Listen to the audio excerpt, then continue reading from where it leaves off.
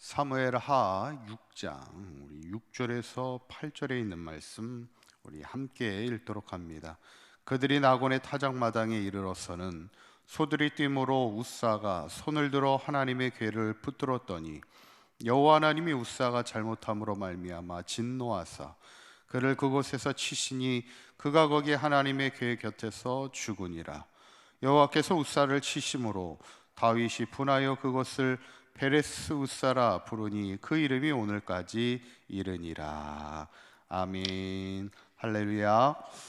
우리 지난 시간에 온 이스라엘의 왕으로 등극한 다윗이 나라의 안정을 찾고 났을 때 제일 먼저 한 일이 바로 하나님의 언약궤를 옮기는 거였습니다. 그동안 하나님의 성소는 파괴됐고 또 때로는 블레셋에 의해서 하나님의 언약궤를 빼앗기는 그런 수치를 당하기도 했지만 이 지금은 뭐냐면 20년 동안 아비나답의 집에 하나님의 언약궤가 방치되어 있었다는 거예요. 그래서 누구보다도 하나님의 궤를 옮기고 싶었던 다윗, 그만큼 하나님의 임재 가운데 살기를 원했고 이 나라를 하나님의 말씀으로 다스리기를 원했던 사람이 다윗이었다는 것이죠.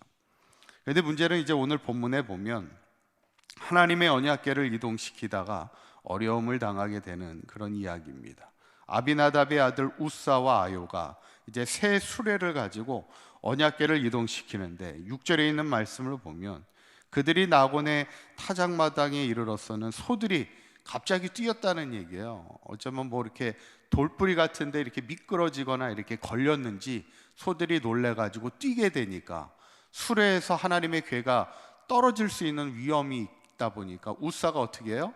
손을 들어서 하나님의 궤를 붙잡게 됩니다. 떨어지지 않도록. 그런데 이것이 문제가 되게 되죠. 하나님의 궤를 만졌다는 이유로 웃사가 그 자리에서 죽음을 당하게 되는 사건이 벌어지게 됐죠. 그래서 그곳 이름을 베레스 웃사라. 베레스 웃사라는 말은 뭐냐면 베레스라는 말은 치시다라는 얘기예요. 그래서 웃사를 치셨다는 얘기예요. 지난 과거에도 이 하나님의 궤를 본가닥에 베세메스 사람들이 70명이 죽게 되는 사건이 있었고 이번에는 하나님의 궤를 만졌다는 이유로 웃사가 그 자리에서 죽게 되는 사건입니다. 이 두 사건이 다 하나님의 언약궤와 연결이 되는 사건인데 그게 뭘까? 결국에는 하나님이 하나님의 궤에 대한 경외함을 일깨우는 하나의 경종의 사건입니다. 비록 20년 동안 방치되어 있지만 하나님의 궤를 함부로 하지 말라는 하나님의 그 경종을 우리가 보게 되는데 사실은 언약궤를 옮기는 이 과정에는 두 가지 문제가 있었어요. 첫째는 하나님의 궤를 함부로 만지는 것이 문제이기도 했지만 더 큰 문제는 뭐였냐면 처음부터 잘못된 방법이었다는 거예요.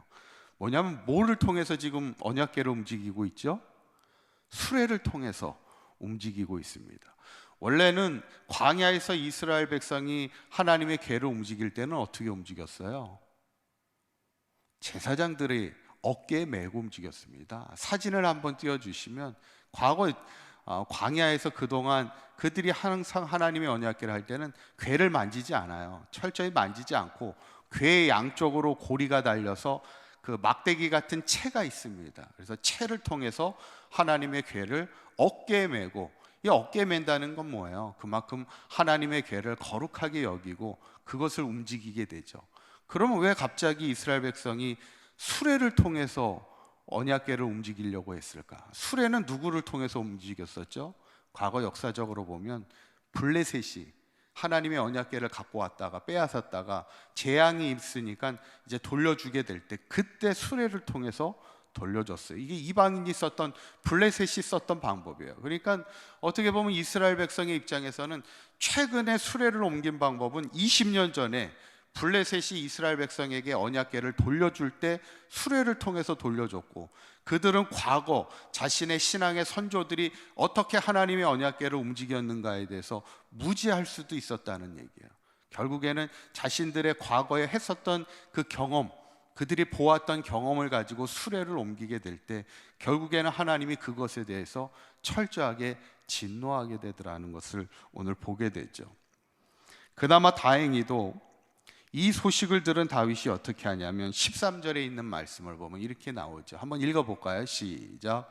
여호와의 궤를 맨 사람들이 6걸음을 가매 다윗이 소와 살진 송아지로 제사를 드렸다, 이렇게 나옵니다. 여호와의 궤를 맨 사람, 누구를 말하는 거예요? 제사장들을 말하는 겁니다. 방법을 다시 수정한 거예요, 다윗이.